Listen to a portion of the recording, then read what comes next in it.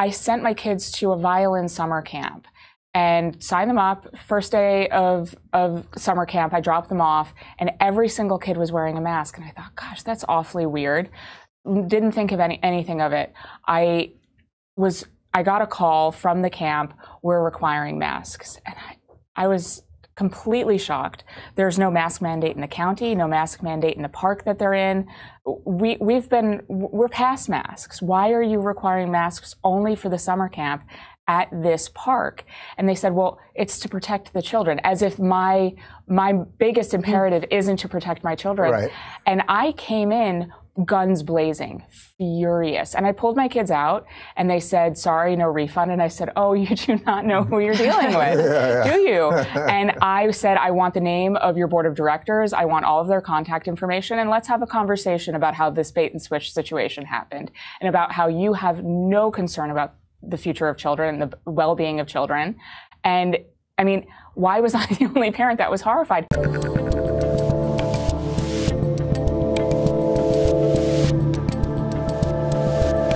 I'm Dave Rubin, and joining me today are the authors of the new book, Stolen Youth: How Radicals Are Erasing Innocence and Indoctrinating a Generation, Carol Markowitz and Bethany Mandel. Carol, Bethany, welcome to the Rubin Report. Thank you. Carol, this must be freaking you out because we usually do this over Skype or in person when we're drunk. Right. But here we are sober in the middle of the day talking about stuff. Hard to not fix my hair and look at myself, you know? And Bethany, we've never met before. No. But you're in the mix of these mothers who are fighting this lunacy. Yeah, I just tag along with Carol, basically. How did you guys decide to write a book together? I'll go to the new person first. Yes, I'm going to have to blend this so I don't want to cause a cat fight here, right? So Carol and I have been friends for a really long time. It's hard to do, but we're friends. And we have very similar worldviews, and she writes the columns that I always meant to write but didn't get around to emailing the editor, and then I'd read it and I'm like, dang, she did that better than I would have. And so we've been talking about it for years, and we had another iteration of the book proposal, Get Your Village Off My Children, and then COVID hit. And everything froze, and we sort of said, let's see where the dust settles. And then the dust settled, and we realized, wow, Get Your Village Off My Children is legit. We really need to get them away from our children. And so we said, there is this woke stuff happening younger and younger.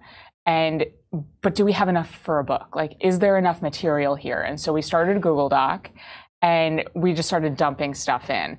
And we realized after a week, we have too much stuff. The problem isn't, is there a book, is how can we only write one book about this, and how do we narrow this down? And so we just started plugging, and we had a lot of interest. I mean, I don't know how much you want to say, but do you want to take over this part of the story? Well, let me maybe do a little bio part first before we get fully to that, just so that people have a frame of reference here. Why don't you both say how many kids you have, ages, things like that kind of frame this in a personal way. Yeah.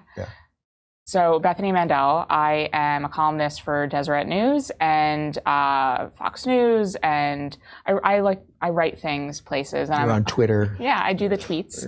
And I'm an editor of a children's book series that is super patriotic and wonderful called Heroes of Liberty. And I have 6 kids, age 9 and under. 6, 9 and under. I just met the 2-month-old. God, really you're cute. really going for it. Yeah. Carol? I'm Carol Markowitz. I'm a columnist at the New York Post and Fox News, and I have only 3 kids, which seems like a lot until you meet Bethany. As someone with 2, 3 does seem like a lot. You got to catch up, really. So you guys, so you get this Google Doc going, you're dumping stuff in there. Trust me, I wish I could wake up on any given day and have no woke thing to go crazy over, so I can see how this thing would be expanding and expanding.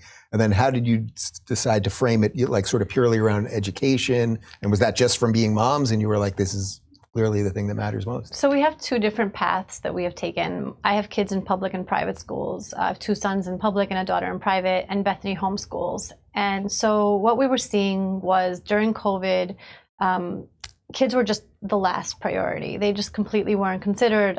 They would post reopening plans and not even put children in them. They had to live under restrictions far longer than anybody else. And we saw that it was really getting to be a problem where kids were just not considered in society at all. And so our book focuses on that, but also on how schools are targeting them, and publishing companies and libraries and doctors' offices, all of it targeting for woke indoctrination. Are you shocked at the amount of parents that just go along with whatever crazy thing happens next? I mean, I can tell you as a father of a 6-month-old and a 4-month-old, the idea that, I think, is it the CDC or the NIH now, they want to put in the schedule the COVID CDC, vaccination for 6-month-olds? Like, there's no chance in hell that I would, like, literally over my dead body. But they do things, and then people just go along with it. Was that shocking to see, or is that just kind of Parent 101? No, it's actually the opposite of Parent 101. The Parent 101 was not what Parent 101 should be. I mean, the way it functions. What you're supposed to do is lay your life on the line and do anything possible to save your children, to help your children in any way, shape, or form. And what we saw over COVID, I'm sorry, but was a lot of parents saying, well, I don't want to be the loudmouth. I don't want to be the troublemaker. And so they went along with it. One of the craziest things that happened over COVID, and our book isn't just about COVID, there's so much more to it, but this sort of drove it home for me. Last summer of 22, right? That was 22? Yeah. It's going faster. It really faster. is. Yeah. I sent my kids to a violin summer camp and signed them up. First day of summer camp, I dropped them off, and every single kid was wearing a mask. And I thought, gosh, that's awfully weird. Didn't think of anything of it. I got a call from the camp, we're requiring masks. And I was completely shocked. There's no mask mandate in the county, no mask mandate in the park that they're in. We're past masks. Why are you requiring masks only for the summer camp at this park? And they said, well, it's to protect the children, as if my biggest imperative isn't to protect my children. Right. And I came in guns blazing, furious. And I pulled my kids out and they said, sorry, no refund. And I said, oh, you do not know who you're dealing with, do you? And I said, I want the name of your board of directors. I want all of their contact information. And let's have a conversation about how this bait and switch situation happened and about how you have no concern about the future of children and the well-being of children. And I mean, why was I the only parent that was horrified? Every other parent dropped their kid off dutifully in a mask for a music camp in the middle of summer in a literal swamp. We call DC the swamp for a reason. It is a swamp. And every single parent would just said, this is, and I had a lot of work to do that week. I had piled all the rest of my work that summer, including for this book, into that week. And I pulled my kids out and I said, okay, looks like I'm not sleeping this week. And I did mommy camp with them the whole week. And from 7 p.m. until 2 a.m., I worked.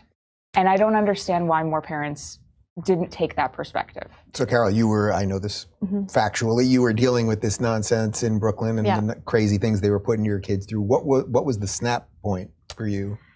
Well, the snap point was I saw that nothing was getting better. But just for a slight defense of parents, I would say that COVID ran into cancel culture in such a way that parents were afraid of having their lives destroyed if they spoke out and if they spoke up. And while that doesn't excuse anybody, they should still be pulling their kids out of camps and doing stuff like that.